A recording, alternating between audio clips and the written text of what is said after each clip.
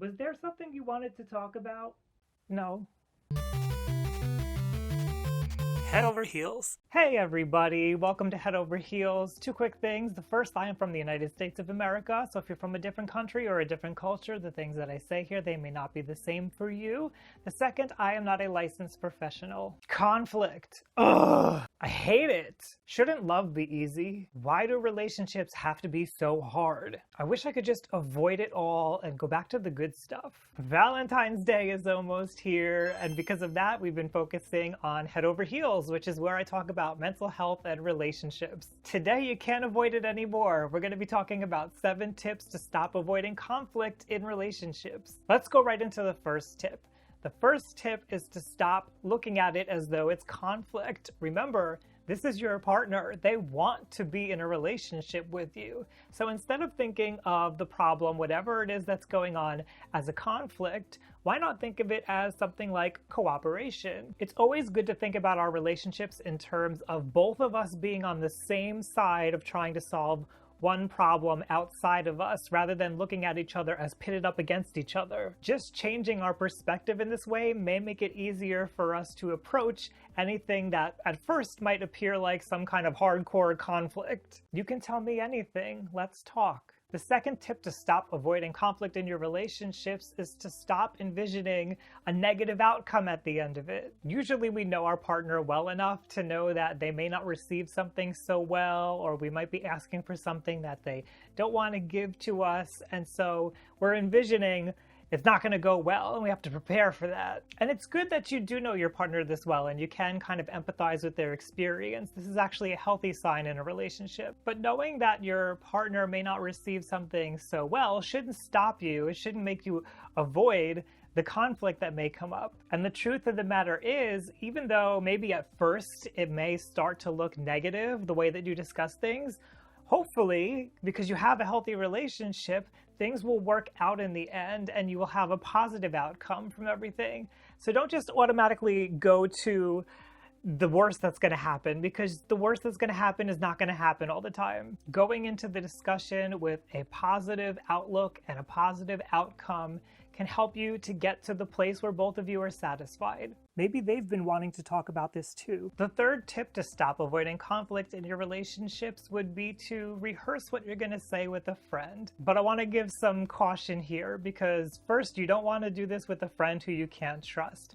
If you vent your frustrations to a friend and that friend goes back somehow to your partner's friends or directly to your partner and lets them know, that might be a bad way to start the discussion around whatever's going on. So make sure this is a friend who can keep your secrets, who you can be confidential with. And I'll just add that a great person to do this with is with a therapist, or maybe even a couples therapist could get the whole ball rolling between the two of you. But rehearsing what the conversation might look like with a friend can help you fine-tune what it is that you really want to say, what is it that you want to get across, and what is it that you're looking for, and how can you say that in a way that your partner will be able to hear it.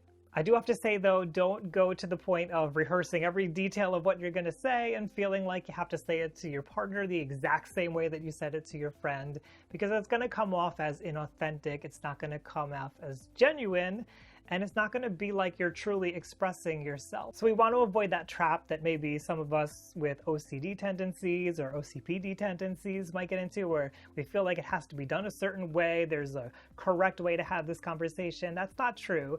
So just have a conversation with your friend, talk it over, and hopefully the idea is to reduce the stress that you have around having this conversation. If talking it over with a friend makes things worse, then this is not a great tip for you. So then I wanted to say, you never think about me. That's not a good idea, right?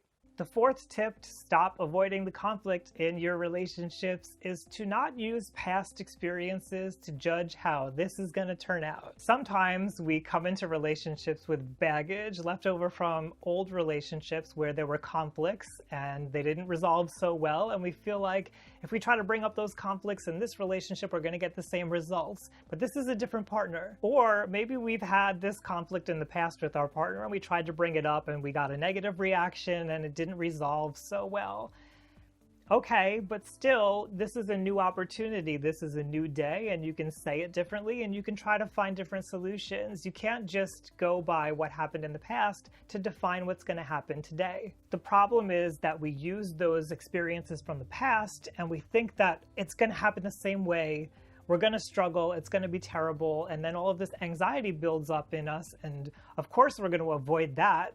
So just reminding yourself that this is a new experience with a new person, a new time, whatever it is, every moment is a new opportunity to try it differently, try it again. She is not Lola. The fifth tip to stop avoiding conflict in the relationship is to be accepting of the negative emotions that may come out. Understand that when you have difficult conversations, it's okay for somebody to get angry. It's okay for somebody to feel hurt. It's okay for somebody to be sad.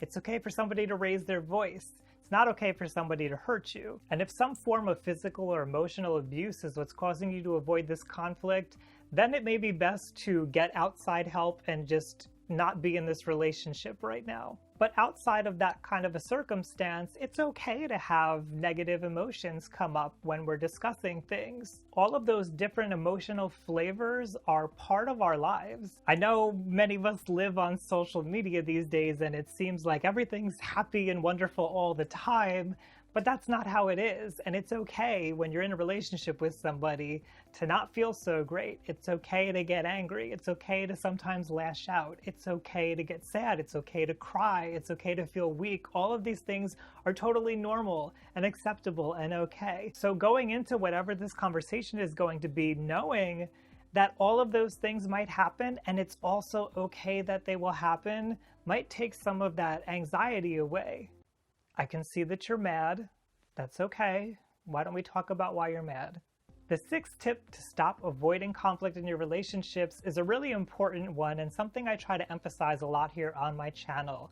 That is that your voice matters. Sometimes we walk around with this internal voice that tells us it's not so important. It's okay. I can deal with it. I don't want to bother them. And I understand that this voice is trying to protect us from anything that might happen when we have a conflict. It's also trying to keep the relationship together and keep things smooth. I get that. But unfortunately, what it's also doing is teaching us that our voice doesn't matter. The way that we feel, the things that we want to do, we can just push those aside for somebody else. Now, of course, in any healthy relationship, there has to be cooperation, and sometimes you do have to put yourself aside for your partner's needs, but that shouldn't be your pattern because that's not a healthy relationship then. So if you're feeling at a place where you feel low, you're feeling like, well, it doesn't matter, I can just deal with it on my own, remind yourself, your voice does matter, and your partner knows that your voice matters. That's why they're with you in the first place. Just as much as you would want to hear what your partner has to say, your partner should care about what you have to say.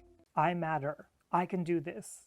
And the seventh tip to stop avoiding conflict in your relationships is to imagine the relief when it's all over. Remember, you're not bringing this up, whatever it is, to make the relationship worse. You're bringing it up to make things better. And as long as the two of you take that stance of the two of you against the problem rather than the two of you against each other, you will find a way to work it out. And sometimes that feeling of just knowing that you expressed yourself, your partner heard you, you gave your partner a chance to express themselves, you heard them, that could be the best feeling in the world sometimes. This is what makes relationships so awesome in the first place, is that you have two people with different needs coming together and finding a way to make it work for each other. So just remember, even though right now you might feel a lot of anxiety about it, it might be scary to think about approaching your partner, remember what it's going to feel like afterwards and how it's going to bring you closer together. That feeling's important. Nobody likes conflict, especially in an intimate relationship with somebody that you care about. It can be really tempting to just push it off and avoid it altogether. But when we avoid conflict, we also avoid the opportunity to come together as partners, facing a problem together, expressing ourselves, and bringing ourselves closer together in that relationship. If you find that you're somebody who generally just has a hard time expressing themselves, voicing themselves when it comes to conflict, maybe you feel like you have a low self-esteem, I have some free worksheets over on my Patreon page on self-esteem you may want to check out. Patreon is a place where I can support people that I love doing the things that they love to do, and I have Patreon patrons who are helping to support me to humanize mental health and make these videos, who I am grateful for. Thank you. If you enjoy learning about relationships and mental health, why not head over to youtube.com/RyanLiberty, go hit subscribe. And if there's something that I haven't mentioned here, why not give an extra tip down below for the rest of the community so we can learn from each other? What is it that you do when you want to avoid conflict in your relationship, but you know you have to do it? Thank you everybody for joining me here on Head Over Heels. Actually, you know what? Can we talk?